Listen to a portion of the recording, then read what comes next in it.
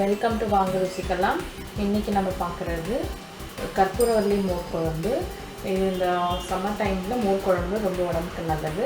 Plus கற்பூரவல்லி இந்த gold காஃப்க்கு ரொம்ப நல்லது. ஸோ வாங்க நம்ம எப்படி செய்யலாம்னு பார்க்கலாம். ஃபஸ்ட்டு இந்த மாதிரி நம்ம தயிரை திக்காக நல்லா பீட் பண்ணி எடுத்துக்கணும்.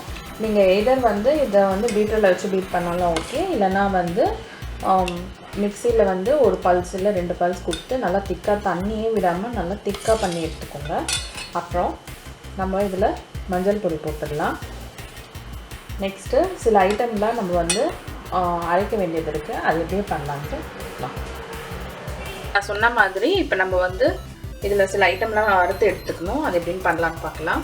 இந்த மாதிரி கடாயில் எண்ணெய் விட்டுட்டு கடலைப்பருப்பு போட்டுக்கிறேன்.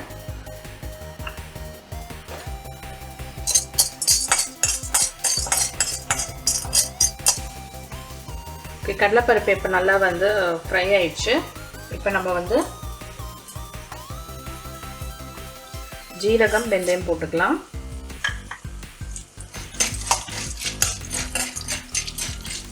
அப்புறம் 3 பச்சை மிளகாய், ஒரு சின்ன இஞ்சி துண்டு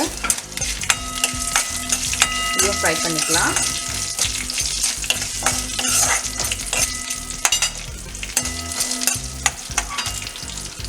இப்போ நம்ம கற்பூரவல்லி இலை போட்டுக்கலாம். இதே எண்ணெயிலே நல்லா ஃப்ரை பண்ணிடுங்க. அந்த ரா ஸ்மெல்லாம் போயிடும்.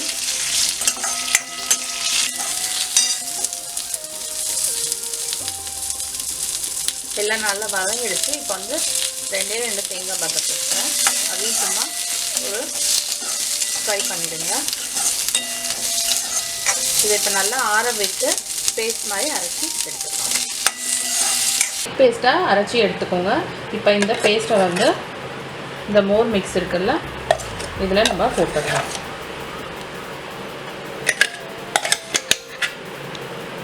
போட்டுட்டு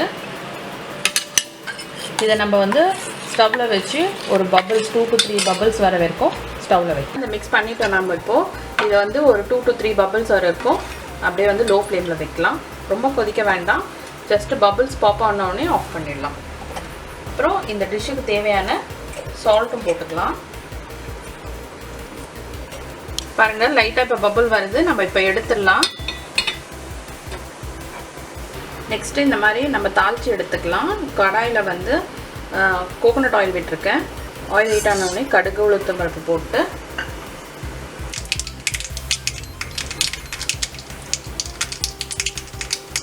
கடுகு உளுந்து பொழிஞ்சு வருது. கருவேப்பிலை போட்டுடலாம். அப்புறம் காஞ்ச மிளகாய், கருவேப்பிலை போட்டாச்சு. இப்போ இதை நம்ம மோர் குழம்புல எடுத்து வச்சுக்கலாம். தேங்காய் எண்ணெயில் இப்போ பாருங்கள் தாளித்து நான் வச்சுட்டேன். இந்த ஸ்மெல்லே இப்போ ரொம்ப நல்லா வருது. இதுவே சாப்பிட்றதுக்கு ரொம்ப ஆசையாக இருக்குது இதை பார்க்கும் போதே. இது மாதிரி நீங்களும் நல்ல ஹெல்த்தியான மோர் குழம்பு வீட்டில் செஞ்சு எல்லாருக்கும் சர்வ் பண்ணுங்கள். இந்த மாதிரி இந்த ரெசிபிஸ் உங்களுக்கு பிடிச்சிருந்ததுன்னா கண்டிப்பாக தவறாமல் சப்ஸ்கிரைப் பண்ணுங்கள், லைக் பண்ணுங்கள், உங்கள் ஃப்ரெண்ட்ஸ்கிட்டையும் சொல்லி சப்ஸ்கிரைப் பண்ண சொல்லுங்கள். தேங்க்ஸ் ஃபார் வாட்சிங்.